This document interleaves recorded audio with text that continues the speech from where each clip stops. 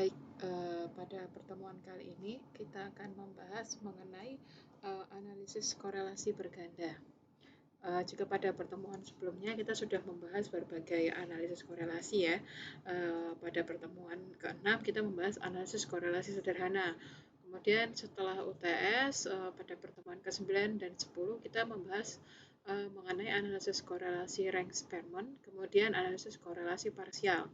Yang selanjutnya yang akan kita bahas sebelum kita masuk ke regresi adalah analisis korelasi berganda. Jadi sebetulnya apa itu analisis korelasi berganda? Analisis korelasi berganda itu merupakan perluasan dari analisis korelasi sederhana. Jika sebelumnya kan kita menelitinya hanya dari antara X1 kemudian ke Y, kemudian X2 ke Y. Kemudian kalau yang analisis korelasi Rank-Sperman kita menggunakan peringkat ya. Dan yang terakhir kemarin itu korelasi parsial. Korelasi parsial itu adalah korelasi di mana misalnya mencari hubungan antara X1 dengan Y dengan mengontrol X2 seperti itu. Nah, kalau yang sekarang ini mau melihat secara bersama-sama. Jadi untuk tujuannya apa? Untuk mengetahui bagaimana derajat hubungan antara beberapa variabel independen sekaligus dengan variabel dependen. Ini ya, kata kuncinya di sini secara bersama-sama. Baik, ini rumusnya. Rumus koefisien korelasi berganda ini adalah, misalnya ini untuk dua variabel bebas ya, maka R dihitung dengan rumus R Y X1 X2 sama dengan R kuadrat Y X1 tambah R kuadrat Y X2 min R YX1, RYX2, RX1, X2 dibagi dengan 1 min R kuadrat X1 kali X2. Nah, nanti kalau misalnya ada tiga variabel bebas ya, berarti ditambah lagi nanti di sini, plus R, Y, X1 dan X2, Y, X1, X2, tambah R kuadrat, Y, X3, seperti itu. Kemudian nanti di sini juga ditambah, ada hubungan antara X1 dengan X3, kemudian ada hubungan antara X2 dengan X3, kemudian ada hubungan antara R, YX dengan R, YX3, seperti itu. Dan yang di bawah ini jadi nanti juga dia akan bertambah di bawah ini. 1 min R2, X1, X2, dikurangin 1, dikurangin R kuadrat, X1 dengan X3 dikurangi lagi dengan R kuadrat, misalnya X2 dengan X3, seperti itu.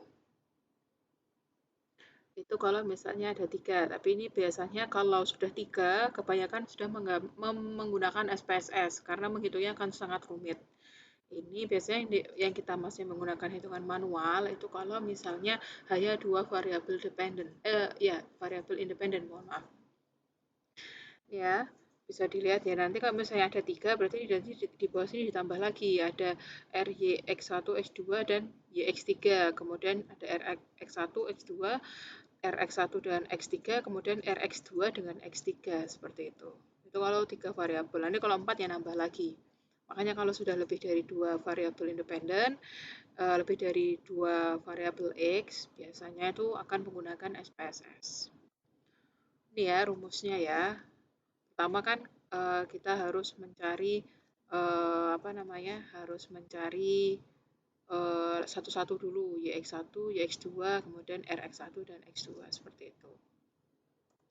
Kita langsung ke contoh soal saja ya, supaya lebih mudah memahaminya. Ini misalnya ada soal seperti ini, berdasarkan sampel random dari 15 keluarga diperoleh informasi sebagai berikut. Ini ya, dari 15 keluarga itu ada penghasilan keluarga itu X1, besar keluarga X2, kemudian pengeluaran bahan makanan itu Y-nya.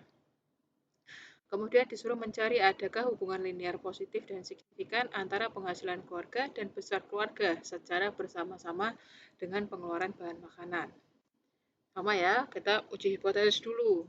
Uji hipotesis berarti kita membuat, pertama kita menentukan hipotesisnya, ada H0 dan H1. H0 berarti adalah tidak terdapat ya, selalu negatifnya dulu ya. 0 itu negatifnya. Tidak terdapat hubungan yang signifikan antara penghasilan keluarga dan besar keluarga secara bersama-sama dengan pengeluaran bahan makanan. Kemudian H1-nya berarti adalah kebalikan dari H0. Artinya terdapat hubungan yang signifikan antara penghasilan keluarga dan besar keluarga secara bersama-sama dengan pengeluaran bahan makanan. Kemudian menentukan taraf signifikansi. Taraf signifikansinya sama sebesar 5%, alfanya 5%, kemudian mencari nilai R. Ini ya, mencari nilai R-nya. Pertama tadi yang dari tabel yang tadi kita tambahin kolomnya di samping X1, X2, X dan Y, tambahin X1 kuadrat, X2 kuadrat, dan Y kuadrat. Setelah itu kita hitung X1 dikali Y, kemudian X2 dikali Y, dan X1 dikali X2. Seperti itu ya. Kemudian kalau sudah nanti dijumlah semua di bawah sini. Kalau sudah kita masukkan ke rumus yang pertama ya, RYX1 berarti ya. Ini setelah membuat ini tabelnya, lari ke sini ya, lari ke sini, kemudian lari ke sini. Jadi 1, 2, dan 3. Nah, RYX1 kita masukkan rumusnya. Berarti N-nya berapa? N-nya ada 15, masukkan 15. Jumlah X1 dikali Y, jumlah X1Y maksudnya. Jumlah X1Y itu adalah 3,31. Masukkan ke sini. Dikurangin jumlah X1 dikali jumlah Y. Jumlah X1 di sini ya, 186,9 dikali jumlah Y. Sebesar 26,2. Sudah. Kemudian dibagi dengan akar dari, dimasukkan lagi, N-nya sama 15, jumlah X1 kuadratnya adalah di sini sebesar 2767,19 dimasukkan ya. Kemudian jumlah X1 kuadrat, jumlah X1 kuadrat ini adalah jumlah X1 sebesar 186,9 kita kuadratkan. Seperti itu, hasilnya adalah 34931,6 dikali dengan 15 itu sama ya N-nya ya, jumlah Y kuadratnya kita cari, jumlah Y kuadrat berarti 49,54. Kemudian dikurangin jumlah Y dikuadratkan, berarti jumlah Y kita cari dulu di sini, jumlah Y adalah sebesar 26,2, kemudian kita kuadratkan, seperti itu. Hasilnya adalah 686,44. Kemudian ini semua dihitung, kemudian dikuadratkan, di akar. Di akar hasilnya adalah 610,42. Yang atas adalah 252,87. 252,87 dibagi 610,42 hasilnya adalah 0,414. Berarti R untuk YX1 antara Y dengan X1, R hubungan antara Y dengan X1 adalah sebesar 0,414. Kemudian kita cari juga antara R, YX2, sama ya, tinggal diganti kalau yang di atas X1 diganti X2 di bawah sini. Sama, kalau misalnya X2 berarti dicari jumlah X2 dikali Y. Jumlah X2 dikali Y itu 93,8. Masukkan di sini 93,8.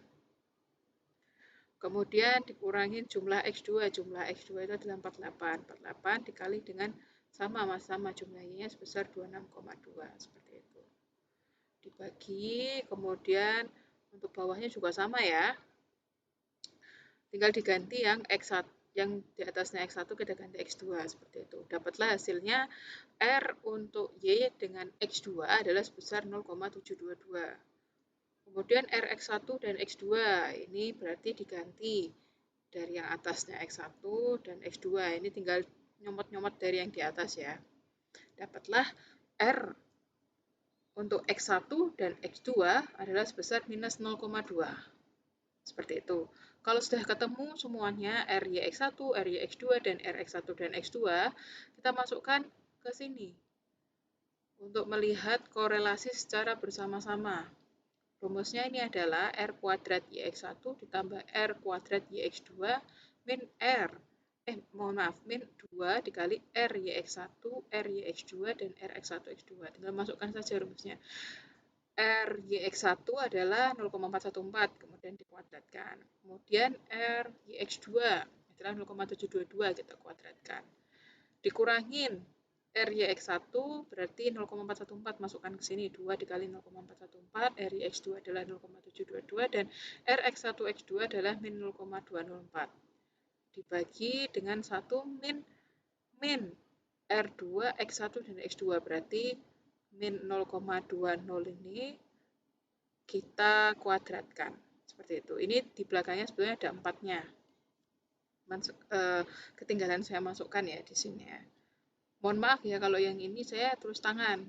Soalnya kalau pakai Word kelamaan, mending tulis tangan seperti itu. Bisa terbaca ya. Jadi 0,204 maksudnya di sini ada 4-nya ya. Cuman ketinggalan saya masukkan. Oke, kalau sudah dihitung ya untuk yang atasnya 0,815, bawah 0,958, kemudian di akar hasilnya adalah 0,922. Berarti sudah kita dapatkan ya R-nya itu sebesar 0,922. Berarti seperti yang sebelum-sebelumnya, kalau misalnya hubungannya itu semakin mendekati 100%, berarti kan hubungannya semakin bagus ya. Kemudian selanjutnya adalah menentukan daerah kritis. Nah, kalau misalnya analisis korelasi berganda, kita sudah menggunakannya tabel F. Tabel F-nya nanti sudah saya taruh juga di kolon ya. Bisa teman-teman download nanti tabel F-nya. Kemudian pertama kita mencari F hitung dulu. Sama ya, kalau misalnya T hitung, Z hitung, kita cari dulu yang menggunakan F hitungnya. F hitung itu rumusnya adalah R kuadrat dibagi K per 1 min R kuadrat dibagi N min K min 1. Seperti itu ya. K itu adalah jumlah variabel bebas. Variabel bebasnya kan ada 2. Jadi tinggal dimasukkan 2. Berarti R kuadratnya tadi sudah ketemu ya, sebesar 0,922 dikuadratkan dibagi 2 per 1 min R kuadrat. 1 min 0,922 dibagi N, N-nya 15, dikurangin K, variabel bebasnya ada 2, dikurangi. Berarti 2, 15 kurangin 2, kurangin 1. Hasilnya adalah 65,58. Ini 5 ya, bukan 3, ini 5. Ini untuk F hitungnya. Kemudian nilai F hitung ini kita bandingkan dengan F tabel. Nah, kalau F tabel itu bentuknya seperti ini. Sebentar ya, saya tunjukkan. Saya tunjukkan dulu tabel F ya. Nah, ini. Tabel F itu bentuknya seperti ini. Dia itu ada untuk pembilang dan penyebut. Nah, ini ya, kita kan probabilitasnya 0,05 ya, atau 5%. Kita lihat lagi ke sini. Nah, F tabel itu kita cari DK pembilang dulu. DK pembilang itu adalah K. K berarti jumlah variabel bebas ya, 2 ya.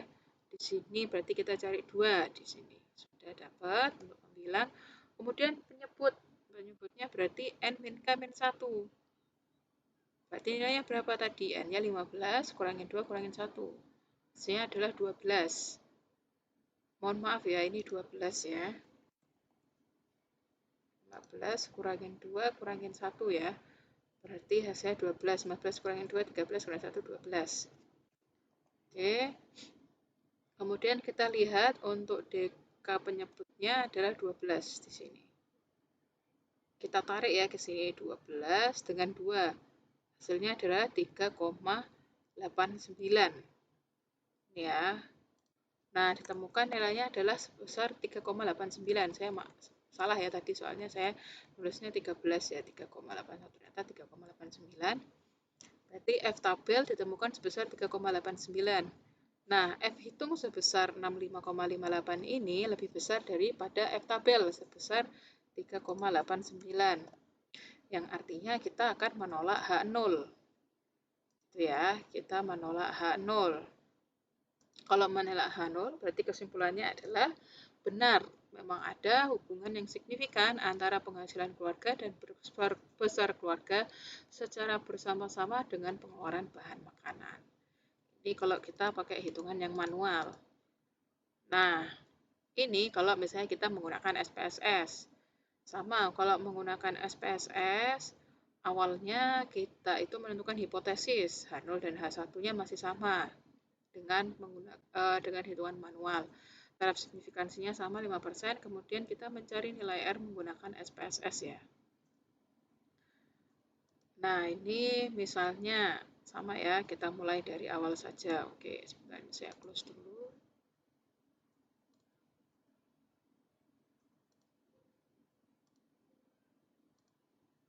Oke, kita buka SPSS ya misalnya.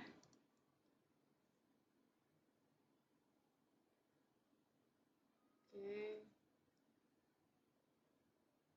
Nah, ini kita buka SPSS. Sama seperti biasanya, file kita import data, Excel. kita pilih yang file Excel-nya tadi, open, kemudian kita pilih sheet-nya, kita klik OK.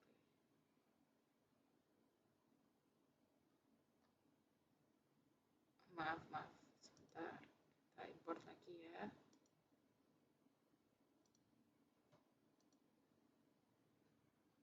Pilih sheet 2, klik OK. Oke, kalau sudah, ini X2-nya itu kita tetap berbentuk, ini kan bentuknya ordinal ya. Kita kan tetap berbentuk skala, kita ganti skala seperti ini. Oke. Nah, kalau sudah, kita klik analyze ya. Pastikan semua variabelnya berbentuk skala ya. Kalau sudah, kita klik analyze, kemudian kliknya regression sekarang. Karena sebetulnya ini bagian dari regresi. Itu kita klik regression, kemudian kita klik linear. Nah, dimasukkan dependennya berarti Y-nya ini ya. Kemudian X1 dan X2 kita masukkan. X2-nya juga kita masukkan. Kalau sudah, kita klik statistik. Ini kita klik R-square change-nya ya. Kalau sudah, kita klik continue. Kemudian kita klik OK. Nah, ini keluar ya hasilnya sama ya, nilai R-nya seperti yang kita hitung manual tadi sebesar 0,922 dengan signifikansinya 0,000 di bawah 5%. Artinya ini nilainya betul signifikan. Sekarang kita kembali ke PowerPoint yang tadi.